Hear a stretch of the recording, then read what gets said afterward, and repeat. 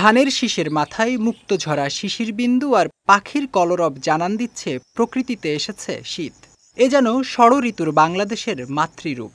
কুয়াশা ভেদ করে আকাশে লাল আভা নিয়ে সূর্য উঁকি দিলেই মায়াবী আলোয় ভরে ওঠে চারপাশ।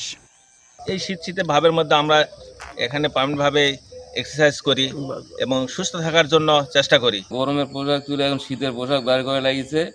আর সকাল থেকে খুব ঠান্ডা, ভোরের দিকে কম্বল গায়ে দিতে হয়। সকাল সন্ধ্যা ঠান্ডা, এই জন্যে সকালে আমরা কাজে যাওয়া পারছি না। শীতের আগমনী বার্তায় বদলে গেছে জয়পুরহাটের মানুষের জীবনযাত্রা। কুয়াশা ভেজা জমিতে চলছে ফসল লাগানোর উৎসব।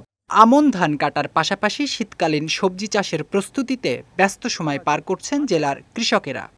আলু, সরিষা, গম, অন্য সবজি আবাদগুলো খুব ভালো হয়। এই শীত মৌসুমে আমাদের জন্য এই আলু এবং বিভিন্ন শস্য ক্ষেত্রে খুব আবহাওয়াটা ভালো। আর এখন না শীত না গরম, এজন্য আমাদের জন্য খুব ভালো আর কি। শীতের আগাম জাতের শাকসবজি প্রস্তুতে কৃষকদের সর্বাত্মক সহায়তার কথা বলছে জেলা কৃষি বিভাগ।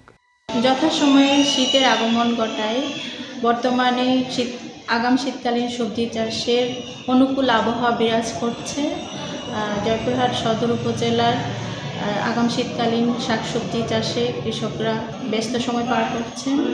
আশা করা যায় এরকম আবহাওয়া বিরাজমান থাকলে কৃষকরা লাভবান হবেন, ফলন ভালো হবে।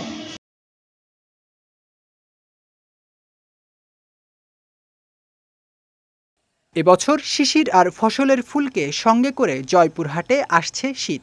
আর শীতকে বরণ করতে এরই মধ্যে প্রস্তুত জেলার কৃষকেরা। বিজয় টিভি নিউজ ডেস্ক।